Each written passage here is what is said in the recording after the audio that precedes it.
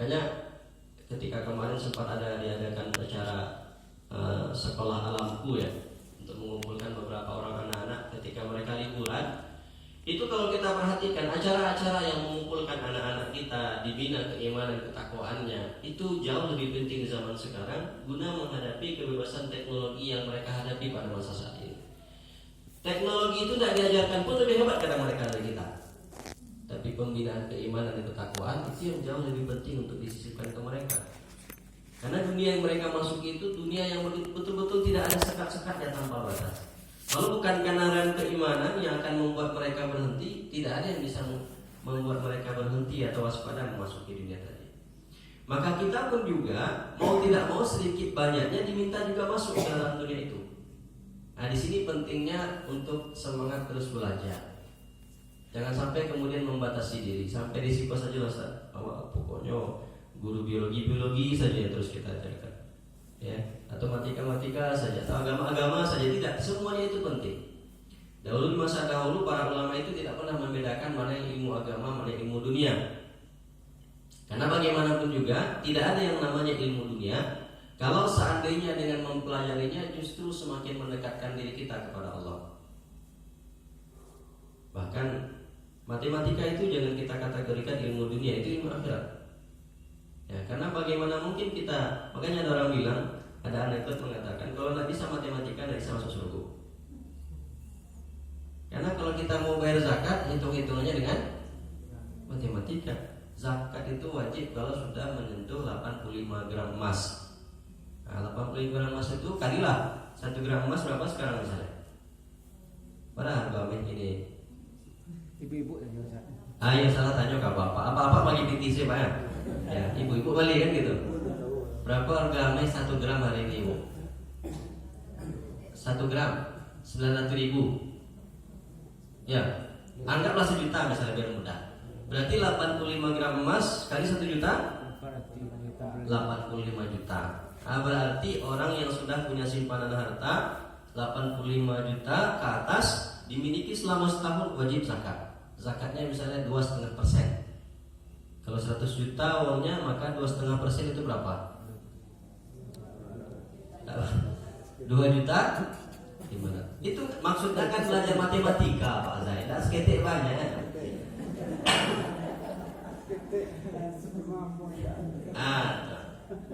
Ya. Berarti kalau kita tidak bisa matematika, jebol juga. Makanya tadi itu betul juga. Tidak ada matematika Pak yang suruh Pak mengeluarkan zakat. Ya, ngitung warisan pakai matematika juga. 1/2, 1/4, 1/8, 2/3, 1/3, 1/6. Tambahkan itu. Ya kan, 1/2 tambah 1/3 berapa saya? Jadi tambah saya 1 tambah 1 2, 2 tambah 3 5. Disamakan dari bodoh. Nah, samakan nah. Sudah punya. Kok namanya talangan gitu. Bisa Pak Zaizulnya. Ya seperti itu bagus. Harus bisa lintas cabang gitu ya. Tidak bosan-bosannya belajar. Karena bagaimanapun juga tidak ada yang istilahkan ini ilmu dunia, ini ilmu akhirat. Kalau selama dengan mempelajarinya mendekatkan kita kepada Allah, maka itu ilmu akhirat. Ya, kalau orang dahulu anti matematika mungkin kita susah menentukan jadwal sholat. Karena perhitungannya harus dengan cara seperti itu. Maka belajar terus-menerus adalah cara bagaimana kita menghadapi tantangan zaman, menghadapi cobaan, dan yang paling penting adalah bagaimana kita beradaptasi dengan lingkungan dan kondisi zaman kita hari ini. Itu ilmu yang mesti kita pelajari. Dan itu butuh pembelajaran yang cepat. Makanya masing-masing diminta untuk mengasah keterampilan dirinya. Sama seperti dahulu ketika Nabi menyuruh salah seorang sahabat seperti Zaid bin Sabit untuk belajar bahasa Ibrani, bahasa orang Yahudi. Sebenarnya ya nggak harus juga belajar itu, tapi karena tuntutan zaman menghendaki, Nabi sudah pindah hijrah ke kota Madinah, sementara di Madinah sudah ada orang-orang Yahudi, dan Nabi ingin ada di antara sahabat yang paham percakapan mereka sehingga tidak kena tipu daya. Disuruh Zaid bin Sabit belajar bahasa Ibrani 17 hari tamat, menguasai bahasa orang lain. Nah, ini kan menuntut pembelajaran cepat. Jadi kita lihat waktu luang kita di mana kita bisa upgrade diri, menambah skill kemampuan, pelajari. Ya. Mudah-mudahan dengan cara seperti ini tantangan zaman bisa kita hadapi. Yang ketiga, yang pertama tadi apa? Kita menyikapinya dengan kesabaran. Yang kedua, terus-menerus belajar. Dan yang ketiga, buatlah perencanaan kehidupan, merancang masa depan. Di antara kelebihan Islam dibandingkan yang lain, saat ulama-ulama atau ilmuwan barat menemukan betapa pentingnya ilmu manajemen diri, manajemen waktu, Islam ternyata jauh-jauh hari sudah mengajarkan kita tentang betapa pentingnya kita merancang kehidupan di hari esok, merancang masa depan. Apa kata Al-Quran? Ya ayyuhalladzina amanu taqullaha wal tanzur nafsun ma qaddamat lighad wattaqullah. Wahai orang yang beriman, bertakwalah kepada Allah, dan hendaklah setiap jiwa memperhatikan apa yang akan dilakukannya di hari esok. Apa yang dia rencanakan untuk masa depannya, apa yang mau dia persiapkan untuk akhiratnya. Wattaqullah, dan bertakwalah kepada Allah. Perintah merancang masa depan, merencanakan hari esok itu diapit dengan perintah dua kalimat takwa. Bertakwa sebelum merancang, bertakwa setelah merancang. Artinya apa? Pertama, berarti persoalan merancang hari esok, merancang masa depan, itu perintah agama sangat kuat. Bahkan saking kuatnya Allah apit dengan dua perintah bertakwa. Artinya apa? Rancanglah masa depan itu, tapi ingat, sesuaikanlah dengan apa yang Allah ridhoi. Carilah ridho Allah. Yang kedua, dengan adanya hal seperti ini, maka setiap jiwa, setiap orang memang dituntut untuk merancang apa yang akan dia kerjakan, apa rencana kehidupannya ke depan. Apalagi kalau kita perhatikan nih, karena momennya awal-awal tahun begitu ya, di mana-mana orang bikin resolusi, di mana-mana orang bikin target, di mana-mana orang bikin perencanaan, maka tidak ada salahnya juga, bahkan harus. Mestinya sebelum orang berbicara itu, kita umat Islam yang lebih dahulu, tahun 2023 sekarang, apa target kita, apa perencanaan kita. Dan target yang terbaik itu semestinya menunjang tujuan hidup kita ini apa. Ya, target terbaik itu semestinya menunjang apa tujuan hidup kita. Tujuan hidup kita ini kan apa, saudara? Ya, ada dua minimal tujuan kehidupan kita. Pertama, menyempurnakan ibadah kepada Allah. Wa ma khalaqtul jinna wal insa illa liya'budun. Aku ciptakan jin dan manusia tujuannya hanya untuk beribadah, menyembah kepada Aku. Maka kalau bisa perencanaan kehidupan kita itu tidak lepas dari yang muatannya ibadah. Ya, bagaimana sholat kita selama tahun 2022? Apakah sudah sesuai dengan apa yang diinginkan atau belum? Sholat sunnahnya bagaimana? Tilawahnya seperti apa? Qiyamul lailnya bagaimana? Nah, kita targetkan di tahun 2023 mestinya berubah misalnya. Bagaimana kehidupan tahun 2022 misalnya? Masih sendiri atau bagaimana gitu? Dirubah 2023. Resolusikan gitu. Diniatkan. Minimal kalau kita mencanangkannya, kalau kita meniatkannya, ada langkah baik, niat baik, Allah ijabah. Win. Di sini sudah menikah loh kan? Iya. Mudah-mudahan yang belum bertemu jodoh dimudahkan ketemu dengan jodohnya. Amin. Yang bilang amin itu yang belum menikah. Yang ada tuh kata gua Ustaz.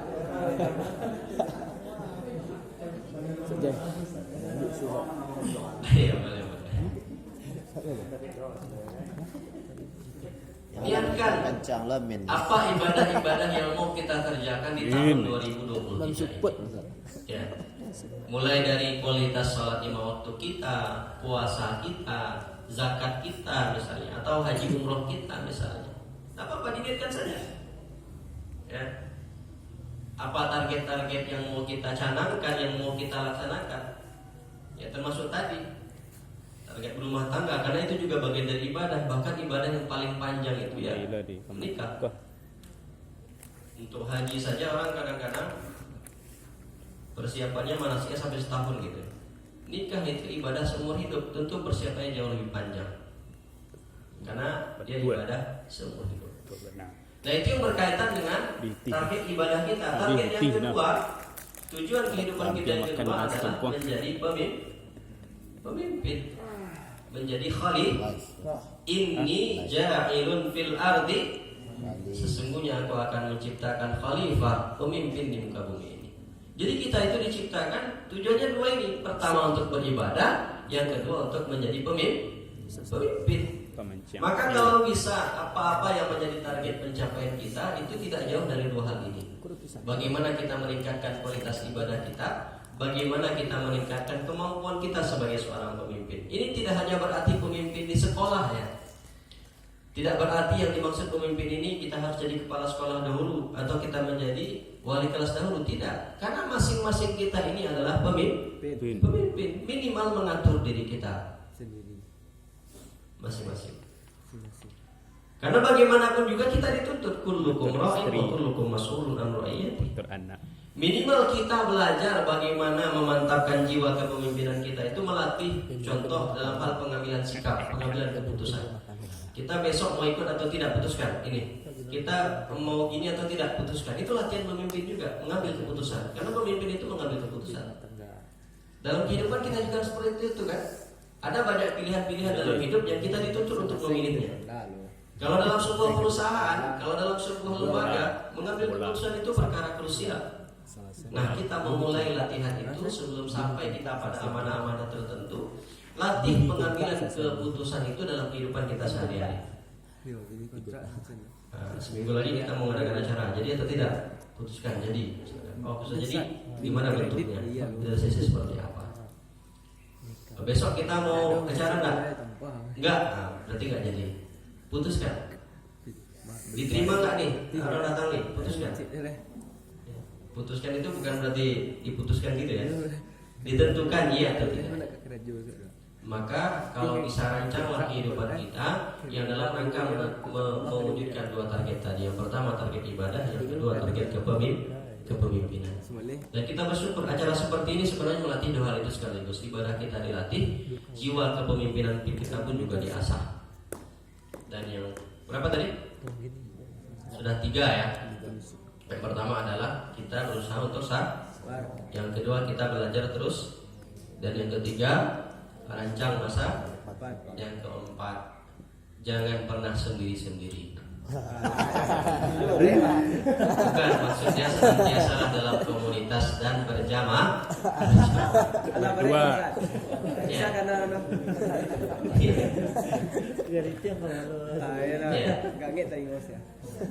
Salanta. Innama ya'kulud dhi'bu, karena yang diterkam oleh serigala itu adalah orang yang senantiasa menyendiri. Yang tidak mau berkumpul dengan yang lain, yang tidak mau kumpul dengan komunitas, tidak mau berkumpul dalam jamaah, yang tidak mau memperbaiki dirinya dalam kumpulan orang-orang lain. Kita mengakui bahwa kita itu kadang ketika berjamaah saja kita sudah lemah. Kita tidak semangat, apalagi kalau kita sendiri. Ya. Tanpa diarahkan saja kadang-kadang kita tidak tentu arah, apalagi kalau memang tidak ada yang mengarahkan sama sekali.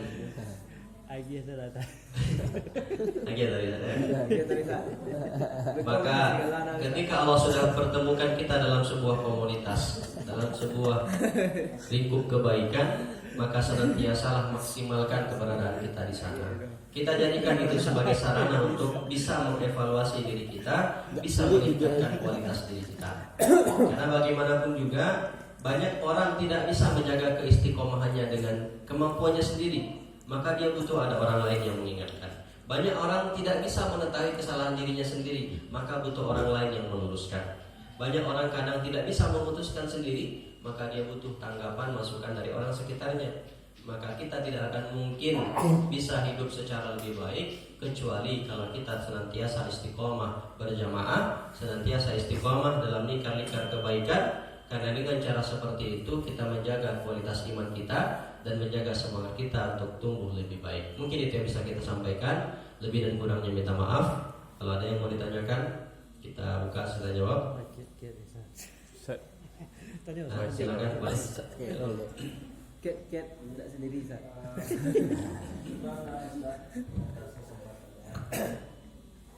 Jadi di dalam menghafal Al-Quran banyak di antara kita ini terkadang sudah serius pun tapi Lembek. lama hafalnya. Kemudian ada juga yang sambil santai menghafal pun mudah hafalnya. Jadi Mengurus anak namanya. Jadi apa Boleh jual satu menghafal novel. Al-Quran ini saat kesulitan menghafal Al-Quran ini apakah termasuk ujian? Jadi mohon kita kembali. Ya, sebenarnya.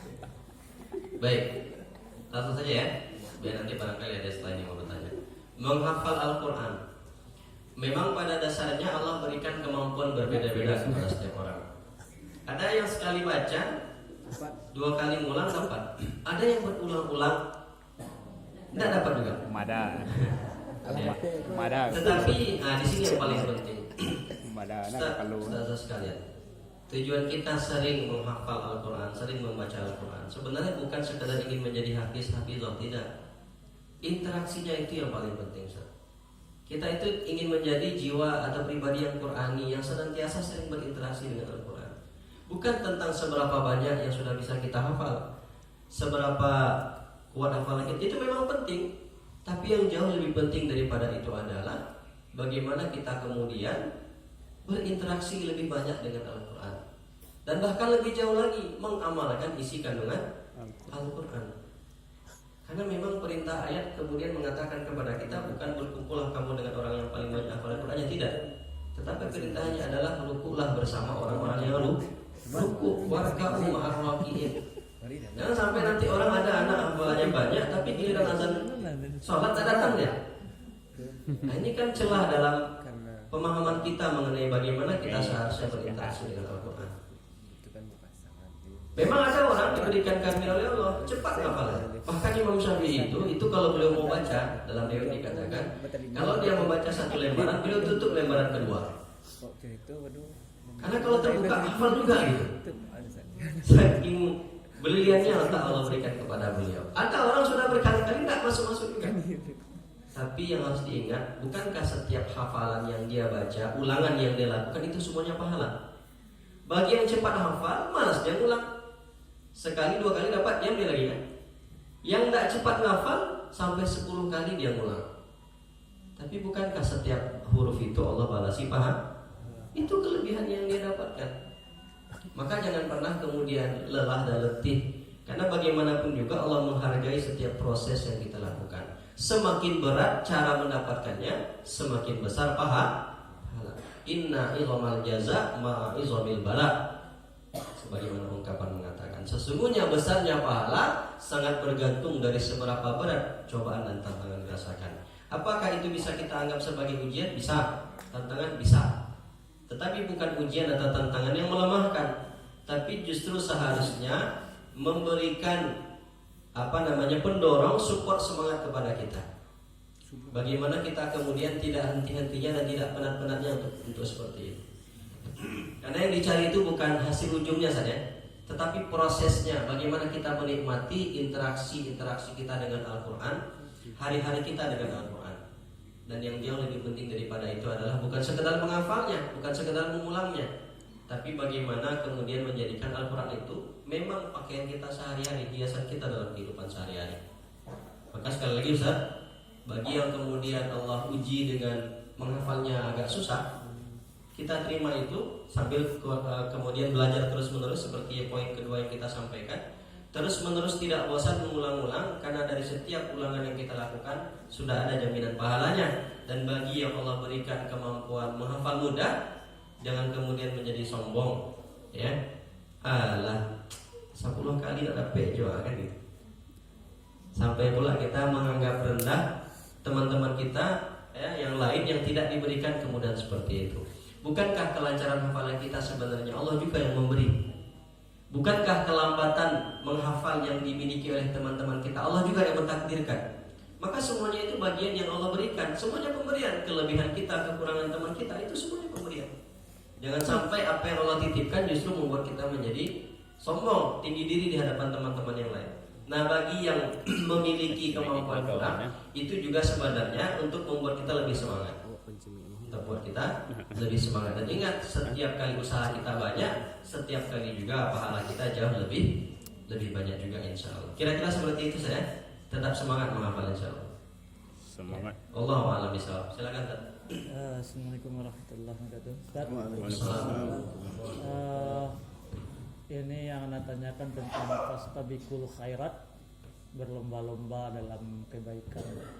Mungkin ada standar kita kalau berlomba-lomba dalam kebaikan yang hasanah, mungkin yang paling terbaik. Tentu yang paling kita cari itu yang paling terbaik di sisi Allah.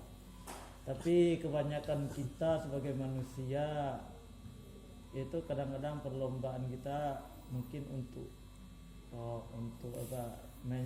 ada sedikit kesombongan, ada sedikit keriaan. Nah, ini bagaimana seharusnya, karena tidak lepas kita dari situ.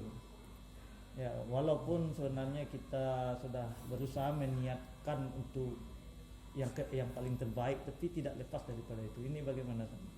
Ada contoh realnya? Ya, kadang-kadang ya bisa juga menghafal itu. Kalau di sini kita menghafal, ya ada juga muncul mungkin ya kita ingin memperlihatkan yang paling terbaik dari yang lain. Padahal niatnya semata-mata kalau untuk menghafal Al-Quran itu juga kan untuk mendapatkan pahala yang ya. Baik, ini memang sebenarnya satu sisi kita disuruh mencapai yang terbaik. Di sisi yang lain kita diminta untuk menjaga hati dan perasaan kita, jangan sampai ada perangkap-perangkap setan yang masuk, dan itu wajar. Justru di situ perjuangannya. Ya, berbuat baik, kemudian datang bisikan-bisikan setan untuk ria, untuk sombong, itu tantangannya. Bahkan Fudail bin Iyad pernah mengatakan, beramal karena manusia itu ria, syirik. Tapi tidak beramal karena manusia